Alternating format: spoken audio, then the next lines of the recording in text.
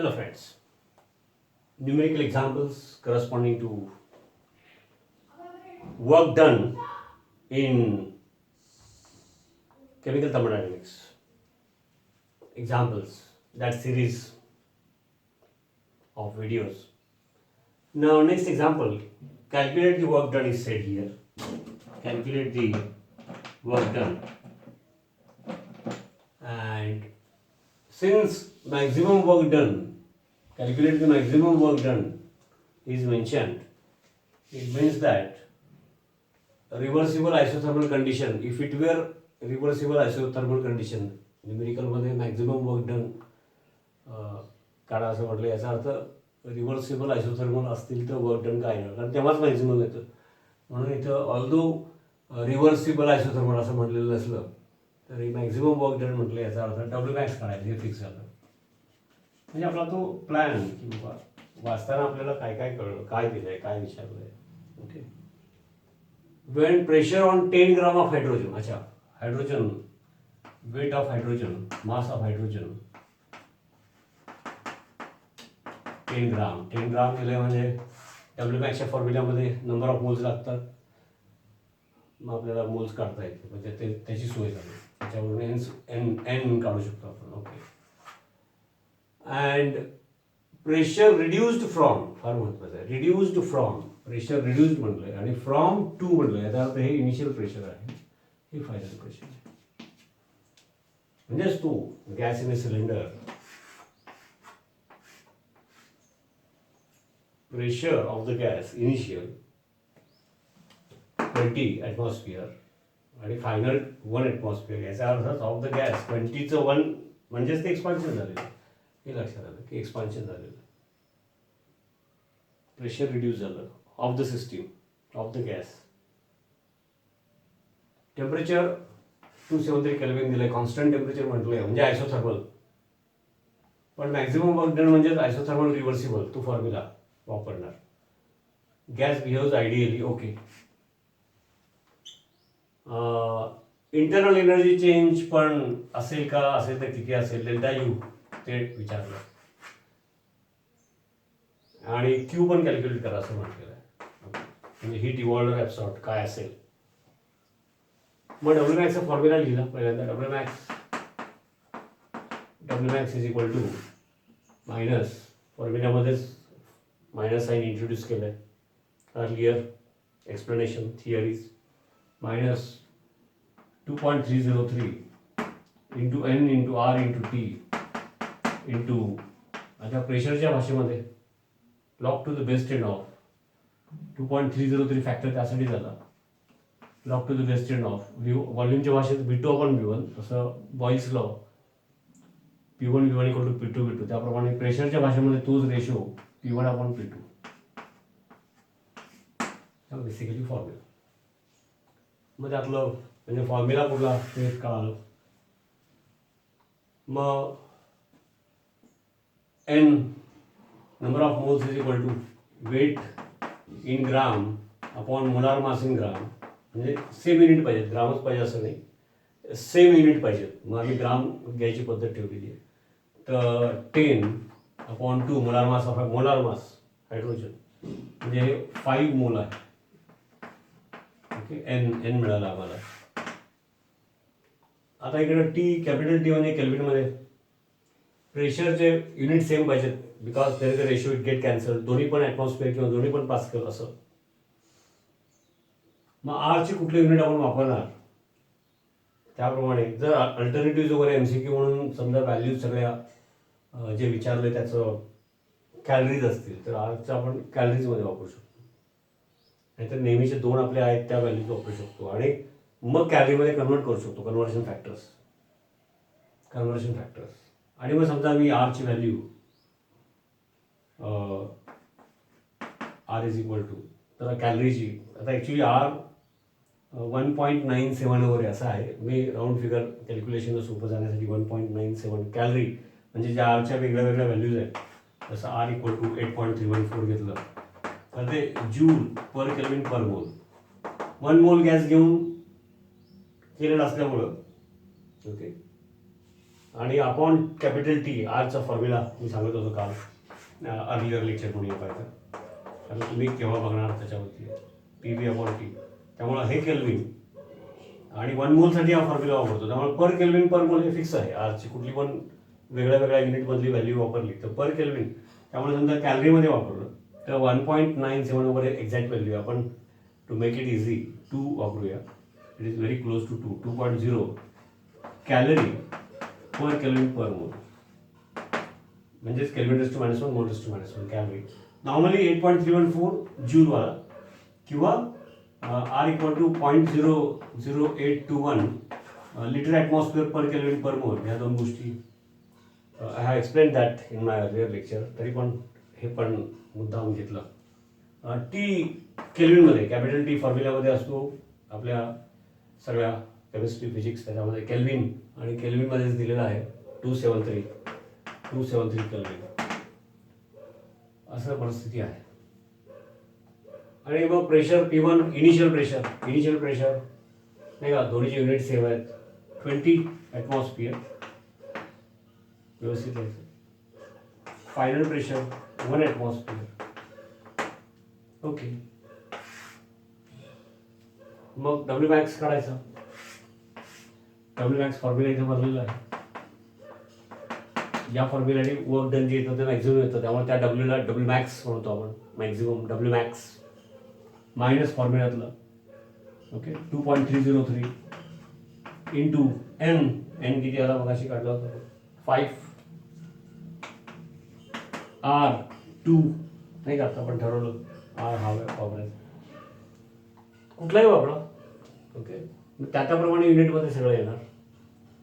RT 273 दिलेला आहे into log to the base 10 हा फॉर्म्युल्याचा लॉग आहे बरं का. कॅल्क्युलेटर म्हणून आपण सगळ्यांचं लॉग काढून परत अँटी लॉग काढतो ते नव्हे, हा फॉर्म्युल्याचा लॉग आहे. तिथं P1 अपॉन P2चा log is part of that formula, किंवा V2 अपॉन V1 त्याचा लॉग परत अँटी लॉग काढायचा नाही. सगळ्यांचं कॅल्क्युलेशन म्हणून सगळ्यांचं एकदम लॉग आणि अँटी लॉग ते वेगळं मुद्दाम सांगू. हे तुम्ही कॅल्क्युलेट केलं मग चुकतं मग लक्षात येतं, या प्रक्रिया आहे, काही अवघड नाही आहे. आणि म्हणून मग P1 अपॉन P2 इनिशियल म्हणजे 20/1 युनिट सेम आहे, त्यामुळे ते कॅन्सल होणार. मग आता इथं बघा ना की हा याचं unit calorie per kelvin per मोल, हे मोल आहेत, हे केल्विन आहे. त्यामुळे मग कॅलरी म्हणजे याचा अर्थ आर कुठल्या युनिटमध्ये वापरणार ते डब्ल्यू मॅक्सला, म्हणजे इथं since we have used 2.0 calorie per kelvin per mole फॉर्म्युल्यात भरल्यानंतर इथं मोल आणि पर मोल कॅन्सल होणार. हे केल्विन आणि याचे पर केल्विन टेस्ट -1 कॅन्सल होणार, याला कॅलरी मिळणार. डब्ल्यू मॅक्स हे तुमचं कॅलरीमध्ये येणार. लक्षात. ओके, आता तुम्ही कॅल्क्युलेट करायचं. म्हणजे आता बघा 2.303 into 5 into 2 into 273 into log to the base 10 of 20 म्हणजे 1.3010. 20 म्हणजे 20.0 बरोबर आहे ना. मग कॅरेक्टरिस्टिक 1. ओके, आणि मग minus 2.303 into 5 into 2 into 273 into 20.0 म्हणजे 1. आणि 2000 म्हणजे 1.3010. हे फॉर्म्युल्यातलं लॉग आहे, लॉग काढला. याचा पण अँटी लॉग काढू नका. आता सगळ्यांची लॉग अँटी लॉगनी आपण आन्सर काढायची पद्धत आहे. तर ते कॅल्क्युलेशनचं पार्ट नॉर्मली तुमच्याकडे सोडत असतो मी, म्हणजे स्पेशली थ्रू व्हिडिओच्या लेक्चर्सला. तरी पण सोपं आहे ना बघा ना. हा 1.3010 2.3 हा 5 to 2 म्हणजे 10 म्हणजे 2730 आणि हे हा फॅक्टर हे जी काही येणार minus. Okay, calculation log anti log वगैरे इकडं तुमचा वेळ घेत नाही,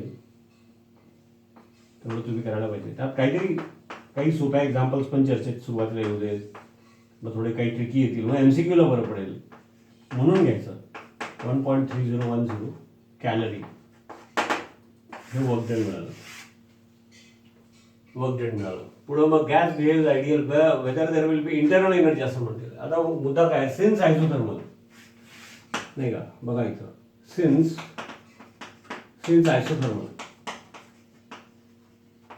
आयसोथर्मल असेल तर delta U equal to 0, no internal energy change. Internal एनर्जीचे पोटेन्शियल कायनेटिक त्याचे फॅक्टर्स तो सगळा पार्ट त्या निमित्ताने रिवाईज करा. तर temperature if it is constant म्हणजे isothermal process, internal energy change is zero, no change in internal energy. Okay. And calculate Q म्हटलेलं आहे, म्हणजेच काय बरं की क्यू विचारला, डेल्टा यू झिरो येणार आम्हाला माहिती आहे, डब्ल्यू इथं मॅक्झिममच्या फॉर्म्युलाने काढला. मग मला बेसिकली काय आठवलं, mathematical expression for first law of thermodynamics. First law of thermodynamics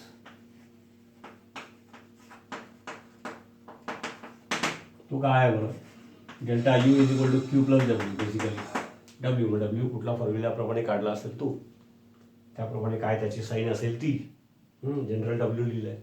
मग तो मायनस पी डेल्टा व्ही प्रमाणे किंवा डब्ल्यू मॅक्स प्रमाणे, तर त्या फॉर्म्युल्याप्रमाणे जो साईनसह आला तो त्याचं युनिट. आता महत्त्वाचं काय आहे बरं इथं की हिअर इन दिस केस हे झिरो आहे, हे कॅलरीमध्ये आलं, याचा अर्थ काय होणार, आणि मुद्दा काय बघा, हे zero is equal to Q, आणि ही जी व्हॅल्यू येणार या फॉर्म्युलामध्ये. ओके. तर हा डब्ल्यू म्हणजे इथे डब्ल्यू मॅक्स वापरला आहे, तर ते काढला आपण कॅल्क्युलेट करून, तर निगेटिव्ह आहे. ते मायनस प्लस म्हणजे ही व्हॅल्यू प्लस मायनस येणार ना, समजतं, फॉर्म्युल्यातला मायनस आहे, तर तो मायनस कॅलरीमध्ये व्हॅल्यू, याचा अर्थ Q is equal to plus येणार, Q is equal to plus येणार नाही का. ही व्हॅल्यू इकडे घेतली तर Q is equal to plus येणार. आणि एकदम सिम्पल आहे, जर एक्सपान्शन झालेलं आहे, टेम्परेचर इज केप्ट कॉन्स्टंट आणि एक्सपान्शन झालं cylinder with weightless and frictionless piston, तर एक्सपान्शन झालं आहे and temperature of the system is constant. याचा अर्थ whatever amount of heat is absorb, all is transmitted to the surroundings in the form of work, आणि ते पण रिव्हर्सिबली, म्हणजे work done maximum. त्याचा जर आपण विचार केला तर वर्क डन एक्सपान्शनमुळे निगेटिव्ह येणार, कारण का एक्सपान्शन म्हणजे work is done by the system against the surroundings, त्यामुळं पी व्ही फॉर्ममधली एनर्जी सिस्टीमची सराउंडिंगमध्ये ट्रान्समिट झाली, म्हणून वर्क डन निगेटिव्ह. पण वर्क डन निगेटिव्हसाठी equivalent amount of energy of the surroundings heat फॉर्ममध्ये ॲब्सॉर्ब केलेली आहे, फक्त हीट फॉर्ममध्ये ॲब्सॉर्ब केली, आणि जेवढी ॲब्सॉर्ब केली तेवढी पी व्ही फॉर्ममध्ये ट्रान्समिट झाली. म्हणजे मग ॲब्सॉर्ब केलेली हीट आहे ती positive, heat absorb Q equal to positive, heat evolve झाली असते क्यू इक्वल टू निगेटिव्ह. आणि वर्क ऑफ एक्सपान्शन निगेटिव्ह, कारण एक वर्क ऑफ एक्सपान्शन म्हणजे सिस्टीम सराउंडिंगला मागं प्रेस करतो, म्हणजे सिस्टीमची पी व्ही फॉर्मची एनर्जी सराउंडिंगमध्ये ट्रान्समिट होते. ओके. आणि त्याप्रमाणे बरोबर दिसतं की ते एक्सपान्शन आहे, तर वर्क डन निगेटिव्ह आलं, ते इथे जे आलं ते कॅल्क्युलेट करा. तुम्हाला आता कुठल्या रेंजमध्ये येणार त्याचा अंदाज आलेला आहे. 2730 आणि 2.3 इंटू 1.3 त्याचा जो आकडा येईल, म्हणजे 2730 इंटू 2.6 वगैरे, त्याच्या तेवढे कॅलरीज, त्याप्रमाणे ते कॅलरीजमध्ये क्यू प्लस येणार, हे मला सांगायचं महत्त्वाचं. आता हे एवढी आउटलाईन दिली व्हिडिओ लेक्चर्समध्ये, तर कॅल्क्युलेशन वगैरे काय मॅट तयारच आहे, लिहायला काय वेळ लागत नाही, तुम्ही करावं.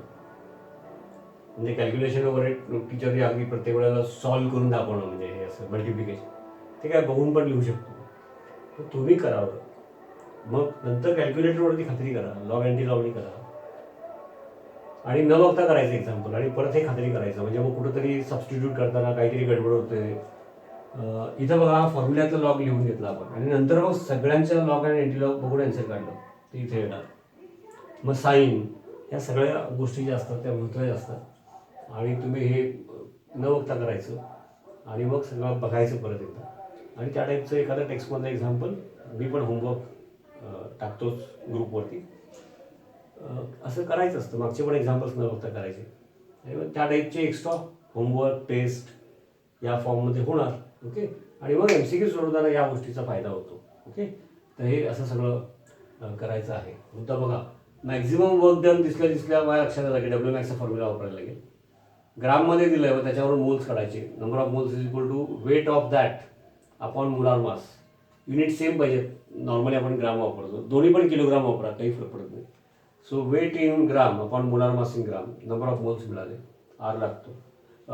एन काढला आपण, आर लागतो. नॉर्मली आपण 2 युनिट्समध्ये आर वापरतो, एक 8.314 जूलवाला, म्हणजे पर केल्विन पर मोल आहे कॉमन, त्यामुळं प्रत्येक वेळेला I don't mention it every time. Or 0.0821, ते मागच्या लेक्चरमध्ये झालं आहे त्यामुळं व्यवस्थित लिहिलं नाही. Litre atmosphere per kelvin per मोल, तर ज्या युनिटमधली आरची व्हॅल्यू वापरली ते डब्ल्यू मॅक्सला युनिट मिळणार. पण एक्सपान्शन असल्यामुळे ते निगेटिव्ह येणार आहे. आणि मग फॉर्म्युल्यामध्ये इथं भरलं तुम्ही निगेटिव्ह, क्यूची व्हॅल्यू काढताना हा लेफ्टला येणार, म्हणजे क्यू पॉझिटिव्ह आणि सरळ आहे. वर्क ऑफ एक्सपान्शन झालं आहे आणि आयसोथर्मली झालं आहे. याचा अर्थ हीट फॉर्ममधली energy from the surroundings to the system आलेली आहे, म्हणजे क्यू पॉझिटिव्ह. फक्त ती हीट फॉर्ममध्ये आत आली आणि वर्क फॉर्ममध्ये बाहेर गेली इक्विव्हॅलंट, आणि आयसोथर्मली रिव्हर्सिबली गेली म्हणजे डब्ल्यू मॅक्स. असा तो भाग आहे. हे असं करायचं असतं. हे सोपं असलं तरी असं करायचं.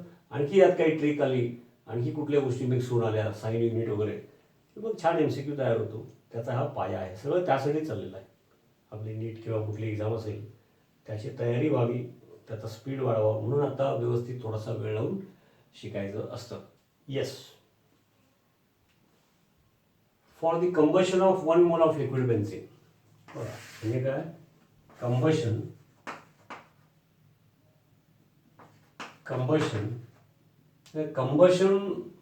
ऑफ 1 मोल असंच म्हणलेलं आहे. तर याचा अर्थ एन्थाल्पी ऑफ कंबशन. मग एन्थाल्पी ऑफ कंबशनची डेफिनेशन व्यवस्थित करा. Wien 1 mole of that compound, benzene असेल आणि कोण असेल, when 1 mole of that compound is burn completely, म्हणजे enthalpy of combustion delta H, नाही का? आणि बघा डेल्टा एच, तो एन्थाल्पी ऑफ कंबशनची डेफिनेशन असेल त्यावेळेला 1 mole is burn completely and the heat evolved, combustion आहे म्हणजे हीट इव्हॉल्ड होणार, and the delta H during that. तर combustion of 1 mole of benzene हे विचारत आहे 25 degree Celsius standard condition. Okay.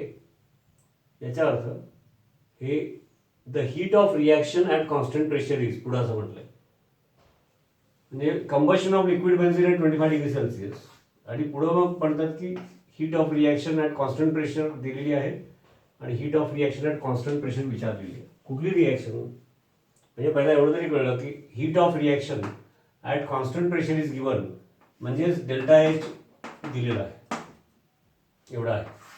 लिहिणार आपण, चला लिहिलं, -780,980 कॅलरी. आता ते for 1 mole of liquid benzene असल्यामुळं पर मोल ते ऑटोमॅटिक आहे ते समजून घ्यायचं. मी लिहिलं नाही किंवा त्यांनी पण दिलं नाही, ते आपण ओळखायचं. ठीक आहे. समजा पहिला इथून पार्ट समजलं, वाचलं पूर्ण, आपण ठरवलं विचार करायचा. हीट ऑफ रिॲक्शन, जी काही रिॲक्शन असेल ती, आता ती रिॲक्शन काय आहे ते आम्हाला कळलं, तरी पण आणखी कुठली वेगळी रिॲक्शन जरी असती तरी हीट ऑफ रिॲक्शन म्हणजेच delta H, enthalpy change, heat of reaction म्हणजेच डेल्टा एच, ज्याला पूर्वी आपण क्यू म्हणायचो त्यालाच आपण डेल्टा एच म्हणतो. कारण का आमच्या लक्षात आलं हीट इव्हॉल्ड ऑर एब्सॉर्ब, ज्याला आपण क्यू लिहित होतो, इव्हॉल्ड झाली असेल तर मायनस साईन, एब्सॉर्ब झाली असेल तर plus sign, during a change by the system.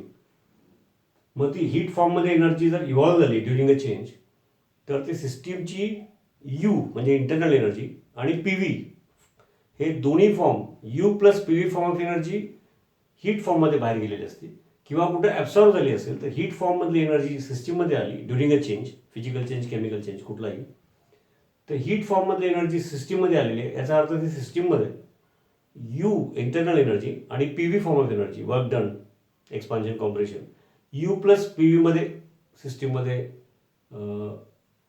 आहे, बसलेली आहे किंवा वाढलेली आहे किंवा त्या फॉर्ममध्ये आलेली आहे. हीट फॉर्ममधली बाहेरून आली पण आतमध्ये यू प्लस पी व्ही, किंवा हीट फॉर्ममध्ये सिस्टीमची बाहेर गेली तर जेवढी हीट फॉर्ममध्ये एनर्जी सराउंडिंगला गेली तेवढी सिस्टीमचा you plus P V form कमी झाली. त्याच्यावरून आपण मग तो ते बघा नोटमध्ये तसं लिहून दिलं की क्यूच्या ऐवजी मग आमच्या लक्षात आलं की क्यूलाच आपण डेल्टा एच, एन्थाल्पी चेंज, आणि त्याच्यासाठीच तो मग एच एन्थाल्पीची डेफिनेशन आली. तर ते मागे जाऊन पुन्हा रिवाईज करा. तर इकडं हीट ऑफ रिॲक्शन जनरल म्हणतो आपण, कुठली पण रिॲक्शन असेल तर delta H, heat of reaction म्हणजे डेल्टा एच. तर delta H at constant pressure दिलेलं आहे. And what will be the heat of reaction at constant volume विचारलं. आता ॲट कॉन्स्टंट व्हॉल्यूम म्हणजे एक्सपान्शन, कॉम्प्रेशन काही नाही, म्हणजे वर्क डन काही नाही. वर्क डन काही नाही याचा अर्थ तो डेल्टा एच हा डेल्टा यू असणार त्या कंडिशनमध्ये कॉन्स्टंट व्हॉल्यूमला. कळलं का? आपला फॉर्म्युला आहे delta H is equal to, काय फॉर्म्युला आठवतो का? फॉर्म्युला मला नंतर लिहायचं होतं नाही का. Delta H is equal to delta U plus P delta V असं लिहिलं आहे आपण फॉर्म्युला. ओके, डिराईव्ह केला आहे. Mathematical expression for first law of thermodynamics त्याच्यातूनच आला आहे तो. म्हणजे अगदी परत तिथून सवय असेल तर आपण तो formula mathematical expression earlier example we have seen that delta U is equal to Q plus W असं होतं. पण आमच्या लक्षात आलं की क्यूला जाता कारण हीट फॉर्ममध्ये एनर्जी ॲब्सॉर्ब झाली मग अशी मी बोललो किंवा इव्हॉल्व झाली पूर्वी पण एक्सप्लेन केलं तर तेच आपण डेल्टा एच फॉर्ममध्ये लिहायचं ठरलं. Delta U is equal to delta H plus W आणि डब्ल्यू जो काय असेल मायनस पी डेल्टा व्ही वाला असेल किंवा डब्ल्यू मॅक्स असेल त्या फॉर्म्युल्यातच मायनस आहे. त्या फॉर्म्युल्यातच मायनस आहे. समजा आपण पी डेल्टा व्ही वाला घेतला delta U is equal to delta H minus P delta V one स्टेपवाला फ्यू स्टेप्स म्हणजे आपण नॉर्मली आपल्या लेवलला वन स्टेप आणि मग हा पी डेल्टा व्ही इकडे घेतला की हा फॉर्म्युला करा असा आणि आपण हे वापरतो. That's all. हे वापरतो ठीक आहे पण हे असं विचार करून केलं असेल तर काही ट्रिकी MCQ मध्ये आलं तर आपल्याला कळतं. ओके तर ती एक गोष्ट झाली. म्हणजे डेल्टा एच विचारला म्हणजे एन्थाल्पी चेंज कॉन्स्टंट प्रेशरला जे होणार ते एन्थाल्पी चेंज आणि कॉन्स्टंट व्हॉल्यूमला जर चेंज झाला तर त्यावेळेला एक्सपान्शन असेल कॉम्प्रेशन असेल केमिकल रिएक्शन असेल हीट फॉर्ममध्ये एनर्जी इव्हॉल्व झाली असेल ॲब्सॉर्ब झाली असेल काही असेल कॉन्स्टंट व्हॉल्यूम आहे म्हणजे वर्क डन नाही एक्सपान्शन कॉम्प्रेशन नाही. कशाला काय एखादं कंबशन झालं आणि गॅस लिक्विड वॉटरचं वेपर झालं तर एक्सपान्शन होतं पण आम्ही जर पिस्टन फिक्सच ठेवला असेल तर वर्क डन नाही. मग त्यावेळेला तो फॅक्टर तिथून गेला. जर पण इथं कॉन्स्टंट व्हॉल्यूमला म्हणजे जर कॉन्स्टंट व्हॉल्यूमला केलं असतं तर काहीतरी एन्थाल्पी चेंज होणार ना. तर कॉन्स्टंट व्हॉल्यूमला आपण करू त्यावेळेला हा फॅक्टर जातो म्हणजे automatically delta H in that case will be equal to delta you.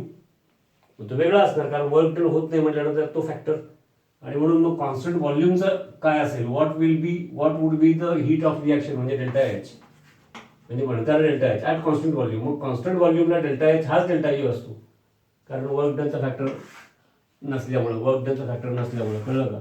आणि त्यामुळे मग म्हणजे डेल्टा यू विचारलेला आहे एवढं तरी कळलं. ज्या युनिटमध्ये मग डेल्टा एच भरणार त्या युनिटमध्ये डेल्टा यू येणार त्याप्रमाणे बाकीचा फॅक्टर म्हणजे ॲट कॉन्स्टंट प्रेशर केलं तर त्या रिॲक्शनचा delta H heat of reaction एवढा आहे. Same reaction if it is carried out at constant volume नाही का cylinder with weightless and frictionless piston fix केला पिस्टन तर तो वर्क डनचा पार्ट आहे तेवढा वेगळा कमी होणार ना समोर. ओके आणि मग त्याप्रमाणे म्हणजे एक्सपान्शन आहे का कॉम्प्रेशन आहे त्याप्रमाणे साईन येणार त्याची ठीक आहे. ॲट कॉन्स्टंट प्रेशर असतात आणि इथं तर वर्क डन होणार नाही असं झालेलं आहे. पण ही हीट ऑफ रिॲक्शन इथून पुढे जरी म्हटलं असलं तरी हीट ऑफ रिॲक्शन कुठली येते तर 1 मोल ऑफ लिक्विड बेन्झिनचं कंबशन ॲट 25 डिग्री सेल्सिअस म्हणजे standard conditions. One pressure mention केलं नाही म्हणजे 1 ॲटमॉस्फिअर आणि 25 डिग्री सेल्सिअस 298 केल्विन म्हणजे स्टँडर्ड कंडिशन्समध्ये. याचा अर्थ तुम्हाला इथं पुढं जरी हीट ऑफ रिॲक्शन म्हटलं तरी हे combustion of enthalpy of combustion of benzene आहे. कारण एन्थाल्पी ऑफ कंबशन कोणाचं का असेल ना फॉर एक्झाम्पल बेन्झिन तर त्या डेफिनेशनप्रमाणे काय होतं 1 mole is burn completely in excess of oxygen आणि स्टँडर्ड कंडिशनमध्ये असेल तर स्टँडर्ड तो आपण वर 0 लिहितो आठवते का बघा. त्या निमित्ताने त्या सगळ्या गोष्टी रिवाईज होतात म्हणून ते एवढा वेळ लावायचा. नंतर हे फटाफट सोडतो आपण एवढं सगळं विचार करायची गरज नंतर पहिलंच एक्झाम्पल बघताना व्यवस्थित आणि डेल्टा यू विचारलेला आहे आणि लक्षात आले की हे जरी इथं हीट ऑफ रिॲक्शन म्हटलं तरी ते एन्थाल्पी ऑफ कंबशन आहे आणि मग ॲट कॉन्स्टंट व्हॉल्यूम केलं असतं सेम रिॲक्शन तर एन्थाल्पी ऑफ कंबशन म्हणण्याच्या ऐवजी आता internal energy change delta U तू काय येणार असं विचारलेलं आहे. मग ते ही बेसिकली हे इक्वेशन आहे आपलं हे वापरायचं. पण आम्हाला आणखी मग हे आपण चेंज केलं पी डेल्टा व्ही पण तो म्हणजे 2-3 छोटे पॉईंट तुम्ही नोटमध्ये वाचल्या कळतील ते बघा असं म्हटलं होतं मी. म्हणजे मी एक्सप्लेन करणार पण ते कुठलं होतं आठवतं का बघा. तर P V equal to NRT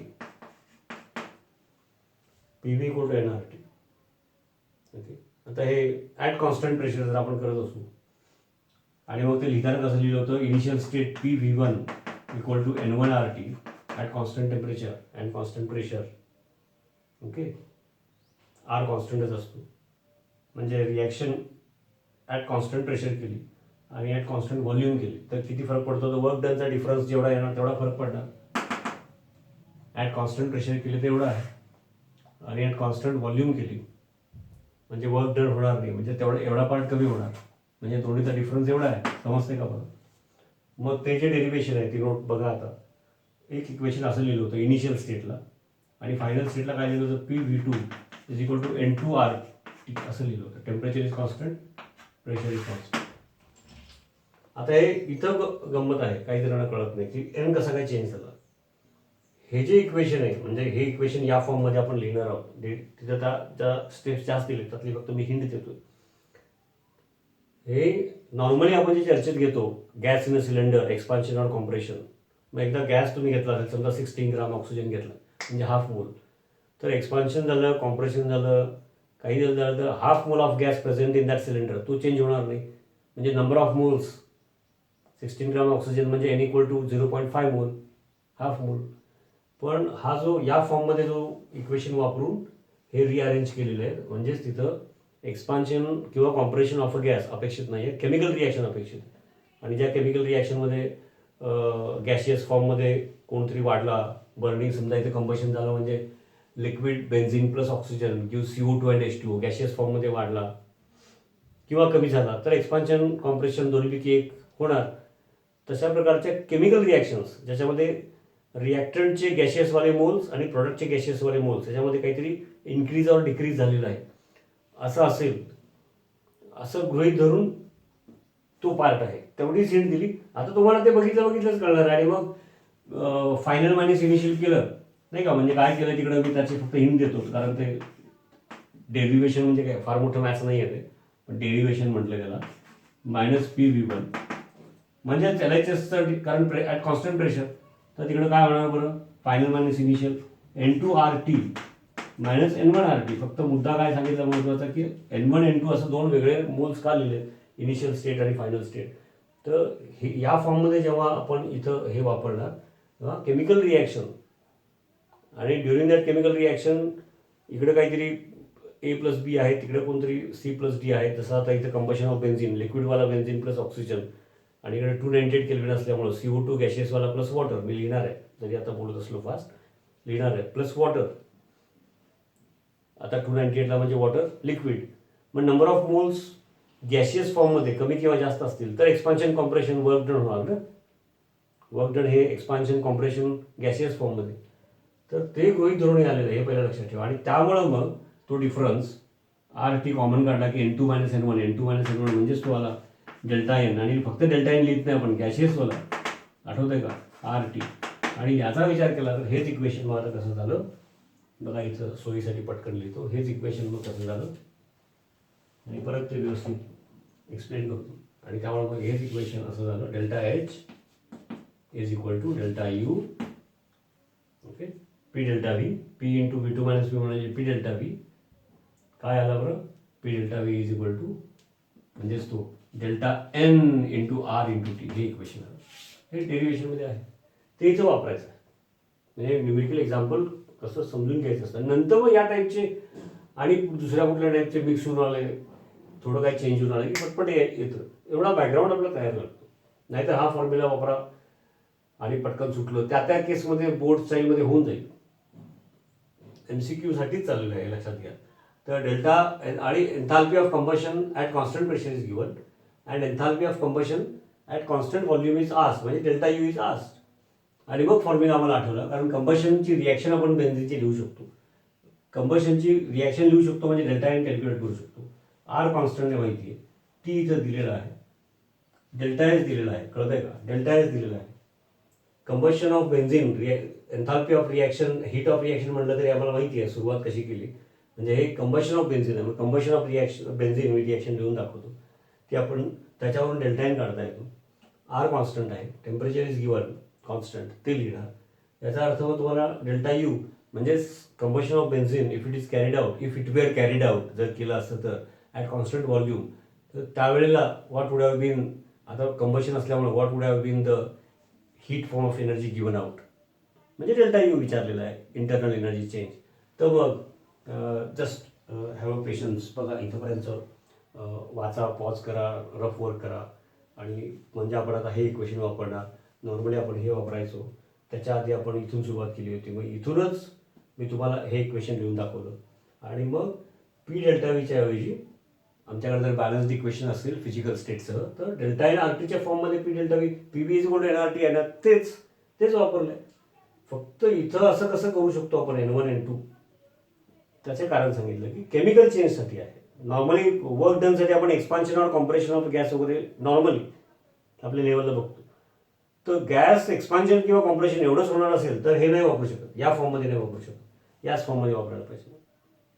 okay, delta N R टीच्या फॉर्ममध्ये नाही वापरू शकत, कारण नंबर ऑफ मोल्स तेवढे जाणार ना. पण केमिकल रिॲक्शन होत असेल, इकडं गॅशियसवाले मोल्स आणि तिकडं गॅशियसवाले मोल्स इन्क्रीज किंवा डिक्रीज झाले असतील तर ते इन्क्रीज किंवा डिक्रीज, आता एक्झाम्पल परत व्यवस्थित लिहितो, तर एवढं लक्षात आलं असेल तर पुढे जायला बरोबर. मग ह्या सगळ्या गोष्टी सांगतो आणि त्यामुळे मग कॅल्क्युलेशनचा पार्ट थोडासा मुद्दा मी बाजूला ठेवत असतो. तुम्ही ते करायचं लॉग एंट्री लॉग प्रॅक्टिस बोर्डसाठी म्हणून, आणि कॅल्क्युलेटरवरती प्रॅक्टिस करायची, आणि नंतर मग त्याच्यावरून MCQला हा कसा शॉर्टमध्ये करता येईल ते MCQच्या मी सांगणारच, पण तुम्ही तोपर्यंत तयारी करायची. मग बेसिकली इक्वेशन काय आहे आता वापरायचं काय ठरलं आमच्याकडे, तर delta H is equal to delta U plus delta N into R into T एवढं वापरायचं ठरलं. डेल्टा एच इज गिवन नाही का, आर कॉन्स्टंट आहे, कुठलं युनिट आरचं वापरणार बघा. आता डेल्टा एचचे युनिट कुठले असणार, त्याला करस्पॉन्डिंग आरचं युनिट वापरायचं, बरोबर आहे का, ह्या गोष्टी असतात. आणि मग त्याप्रमाणे मग डेल्टा यू त्या युनिटमध्ये येणार, नाहीतर हे जूलमध्ये हा वापरला 0.0821 म्हणजे लिटर ॲटमॉस्फिअर, मग येणार नाही. ह्या चुका होतात, म्हणून सॉल्व्ह करायचं. एकदा हे सांगितलं व्यवस्थित विस्ताराने, मग टेस्ट होमवर्क, ओके, आणि मग नंतर त्यामुळे स्पीड वाढतो. आणि मग नंतर तर बघ त्या टाईपचे एक्झाम्पल झाले की साईन कुठल्या रेंजमध्ये येणार ते बघूनच कळायला, ती स्टेज येण्यासाठी हे सगळं करावं लागतं. ओके, तर बघा आता डेल्टा एच जर कॅलरीमध्ये दिलेलं आहे, तर कॅलरीमध्ये दिला असेल तर आर नॉर्मली आपण आता 3 आर चर्चेत आले, तर हे जर कॅलरीमध्ये दिले आहे तर ठीक आहे. तर कॅलरीमध्ये दिलेलं तर आरची व्हॅल्यू आपण 1.97, पण नॉर्मली आपण राऊंड फिगरमध्ये for simplicity 2.0 calorie per kelvin per mole, म्हणजे केल्विन टू मायनस 1 मोल टू मायनस 1. आर समजा आम्हाला 8.31 करून वापरायचं असतं, SI समजा MCQमध्ये अल्टरनेटिव्ह तसे असतील, जूल पर केल्विन पर मोल म्हणजेच केल्विन टू मायनस 1 मोल. तर मग हे जे कॅलरीमध्ये आहे ते तुम्हाला जूलमध्ये कन्वर्ट करून सबस्टिट्यूट करायला लागते. तर पहिली गोष्ट ही. त्यानंतर कंबशन ऑफ बेन्झिनची रिॲक्शन, आणि 1 मोल म्हटलंय म्हणजे 1 mole of benzene is burn, याचा अर्थच डेल्टा एच हा ऑटोमॅटिकली एन्थाल्पी ऑफ कंबशनच्या डेफिनेशनमध्ये बसला. कंबशनची रिॲक्शन जरी असली तरी enthalpy of combustion delta H च्या डेफिनेशनमध्ये काय आहे, Wien 1 mole of that compound is burn completely, okay, in excess of oxygen. Okay, आणि स्टँडर्ड कंडिशन्स दिलेल्या आहेत. तर कंबशन ऑफ बेन्झिनची रिॲक्शन लिहितो मी बघा. बेन्झिन C6H6 फिजिकल स्टेटसह लिहायचं, 1 मोल इथं लिहिलं फिक्स.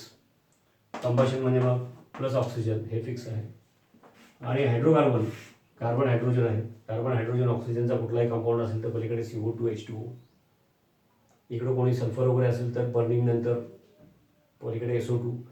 कंपाऊंडमध्ये पिरिडीन वगैरे असं कोण असेल तर म्हणजे नायट्रोजन पण आहे, तर पलीकडे बर्निंग झाल्यानंतर NO2 हे फिक्स पाहिजे. सल्फरवाला कंबशनमध्ये SO2. SO2चे कॅटॅलिटिक ऑक्सिडेशन यूज SO3, पण कंबशनमध्ये सल्फर यूज SO2 हे लक्षात ठेवा. ह्या गोष्टी चर्चेतच सांगायच्या असतात, पुस्तकात नोट्समध्ये नसतात, त्यासाठी लेक्चर आहे. पिरिडीन किंवा आणि कोण असेल नायट्रोजन कंटेनिंग कंपाऊंड असेल, ॲनिलिन, त्याचं कंबशन झालं असेल तर कार्बन हायड्रोजन असेल किंवा ऑक्सिजन अल्कोहोल वगैरे तर CO2H2O पलीकडे फिक्स आहे.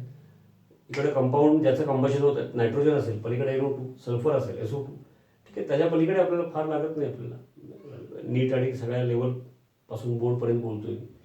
तर बेन्झिन लिक्विड 298 केल्विनला लिक्विड, ऑक्सिजन गॅस, पलीकडे प्रोडक्ट काय असणार मला माहिती आहे ते पहिला लिहिलं, CO2 plus H2O 298 kelvin 25 degree Celsius, म्हणजे हा गॅस असतो, हा लिक्विड असतो, एवढं पहिला लिहिलं.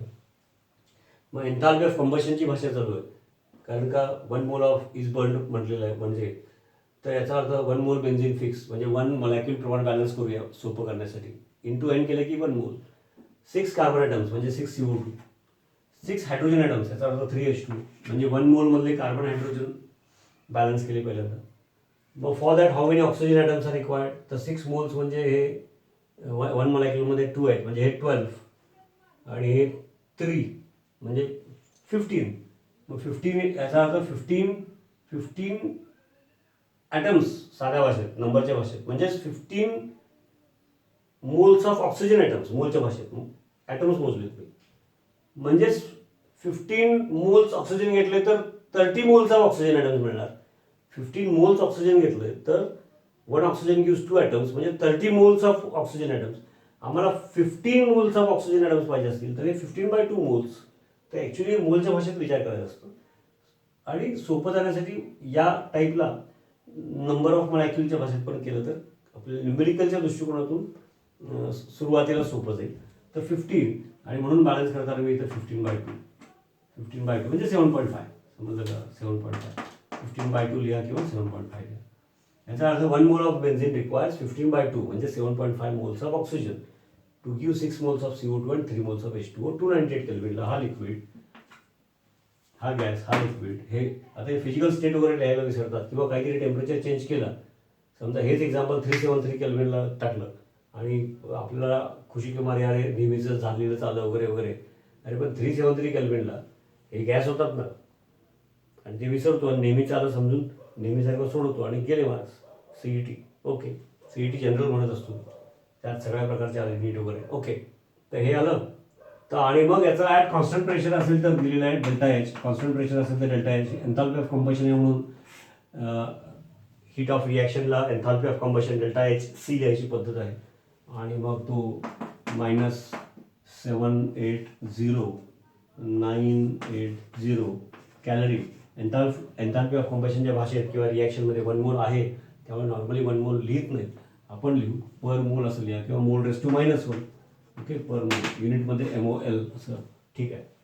आता बघा याच्यामध्ये delta N is equal to, आणि मग मागे जाऊन परत ती नोट आता बघा, 1-2-3 छोट्या सोप्या नोट त्या एक्सप्लेनेशनमध्ये मी मागं ठेवलं होतं. त्याचे कारण का हिंट दिली, तुम्ही करा. Delta N is equal to काय, N2 - N1 नाही, फक्त N2 गॅशियसवाले, gaseous product side final state, 2 म्हणजे फायनल स्टेट किंवा प्रोडक्ट, त्यातले गॅशियसवाले मोल्स, -N1 म्हणजे इनिशियल रिॲक्टंट्स. ओके, इनिशियल स्टेट रिॲक्टंट्स पण गॅशियसवाले. कारण का पी डेल्टा व्हीच्या ऐवजी डेल्टा एन आर टी असं का, अरे पी डेल्टा व्हीच्या ऐवजी डेल्टा एन आर टी आपण लिहिलं आहे. आता पी डेल्टा व्ही म्हणजे एक्सपान्शन किंवा कॉम्प्रेशन, हे गॅशियसवाले रिॲक्टंट्स प्रोडक्ट्स याच्यामध्ये काहीतरी कमी किंवा जास्त झालं तरच होणार आहे.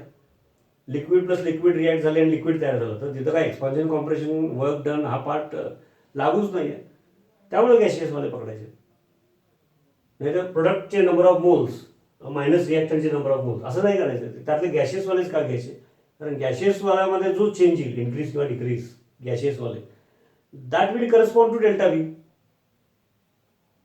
2 लिक्विड मिक्स झाले आणि तिसरा लिक्विड तयार झालं, त्याच्यात काही एक्सपान्शन कॉम्प्रेशन वर्क डन होत नाही. सिम्पल आहे. इव्हन सॉलिड लिक्विड असं झालं तरी.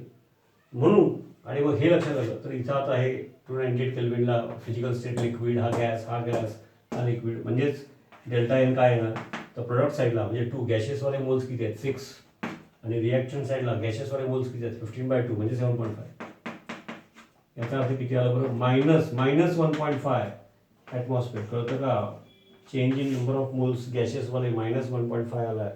याचा अर्थ काय आहे, नंबर ऑफ मोल्स कंबशन झाल्यानंतर डिक्रीज झाले म्हणजेच कॉम्प्रेशन झालं आहे. समजतं का. ओके, त्याचे अर्थ काढायचे. ओके, आणि एवढ्या अर्थावरून काही वेळेस आन्सर आपल्याला पटकन निघून जातं पुढं पुढे प्रॅक्टिस झाल्यानंतर, डिस्कस झाल्यानंतर, असं अभ्यास करत गेल्यानंतर. आपण MCQs पण पुढं पुढं बघणार आता हे सगळं संपल्यानंतर, न्यूमेरिकलचा पार्ट. ओके, तर हे आलं इथं. आणि आता बघा मग तुमचं काम झालं, हे इक्वेशन वापरायचं. Delta H is equal to delta H इथं भरतो. आता तो कॅलरीमध्ये आहे. ओके, तो जर कॅलरीमध्ये असेल तर मग आर आम्हाला कॅलरीमधला वापरायला लागेल. हे moles difference unit delta N, हे बघा चुकलं गडबडी एक्सप्लेन करताना. नंबर ऑफ मोल्सचा डिफरन्स काढला आहे. फायनल प्रोडक्ट साईडचे गॅशियसवाले मोल्स म्हणजे फायनल स्टेट, मायनस रिॲक्टंट साईडचे गॅशियसवाले मोल्स, म्हणून डिफरन्स येणार त्याचा युनिट मोल येणार ना. ओके, ठीक आहे. आणि मग ते इथं आता मी या इक्वेशनमध्ये सबस्टिट्यूट करतो. बघा, -780,980.0 कॅलरी. ओके, लिहित नाही तिथं, is equal to delta U plus, basically फॉर्म्युलामध्ये प्लस आहे म्हणून ब्रॅकेट करतो. ब्रॅकेट डेल्टा एन किती आला, -1.5 मोल, त्याचं युनिट मोल आहे डेल्टा एन. नंतर R 2.0 कॅलरी पर मोल पर केल्विन ते आहेच, तुमच्या लक्षात आलं. आणि 298 केल्विन केल्विनमध्ये. आता लक्षात आलं का, हे केल्विन आणि हे मोल आणि इथं पर केल्विन पर मोल ते कॅन्सल होतं, म्हणजे कॅलरी शिल्लक राहिली. कॅलरी एवढाच विचार करा युनिटच्या अँगलने. आता हे तुम्ही असं सांगितल्यानंतर तुम्ही ते करून बघायचं असतं. ते बारीक एक्सप्लेन करताना बारीक लिहिलं आहे, ते दिसण्यासाठी नाही लिहिलं, तुम्हाला ते वाचताना पॉज करून त्याला फोर करून विचार करण्यासाठी लिहिलेलं आहे ते. Okay, yes. तर वर्गात सुद्धा असंच होत असतं ॲक्च्युली. जरा विजिबिलिटीमध्ये फरक असेल, पण तुम्हाला एक्सप्लेन मग असं एक्सप्लेन केल्यानंतर पॉज करायचं, विचार करायचं, कॅल्क्युलेशन सायमल्टेनियसली करतोय बघायचं, खात्री करायची मी काय म्हणतोय. म्हणजे हे कॅलरीमध्ये झालं, हा पार्ट पूर्ण कॅलरीमध्ये झाला, तुम्हाला डेल्टा यू मिळणार. आता कॅल्क्युलेशनचा भाग आहे फक्त. -1.5 इंटू 2.0 इंटू 298 ते करून हा पूर्ण मायनस येणार. हे मायनस आहे, ही पूर्ण मायनस व्हॅल्यू LHSला आली की पॉझिटिव्ह होईल. आणि एवढं जरी अंदाज आला आणि अल्टरनेटिव्ह बघितलं, याचा अर्थ डेल्टा यूची व्हॅल्यू मायनसच येणार आहे, पण मॅग्निट्यूड कमी येणार आहे याच्यापेक्षा. मग याच्यापेक्षा मॅग्निट्यूड कमी 780 980 याच्यापेक्षा मॅग्निट्यूड कमी पण मायनस. साहजिक आहे, कॉन्स्टंट व्हॉल्यूम ठेवून जरी कंबशन केलं तर हीट इव्हॉल्वच होणार आहे ना, मायनसच येणार. आणि ॲक्च्युली येतेच ती, आणि थोडा आपला सेन्स केमिस्ट्री. मग मॅग्निट्यूड याच्यापेक्षा कमी आणि मायनस आणि कॅलरीमध्ये, इथे कॅलरीमध्ये तिथे पर्याय पण कॅलरीत असतील तर. आणि तसा एकच पर्याय असेल, कॅल्क्युलेट करायची गरज नाही, गोल किंवा बटन कम्प्युटरवर MCQ. ओके, तर this is how we have to solve the example. तर हे मध्येच मुद्दाम मी घेतलं, तर त्यानिमित्ताने P delta V is equal to, म्हणजे delta H is equal to delta U plus P delta V असं लिहितो आपण. ते डेल्टा NRT फॉर्ममध्ये त्या ज्या स्टेप्स आहेत ती एक नोट आहे, त्याचं न्यूमेरिकलच एक्सप्लेन केलं. आता ती नोट पण बघा, हे न बघता करा. या टाईपचं एखादं सॉल्व केलेलं पुस्तकातलं न बघता करून चेक करायचं. आणि होमवर्क आणि टेस्ट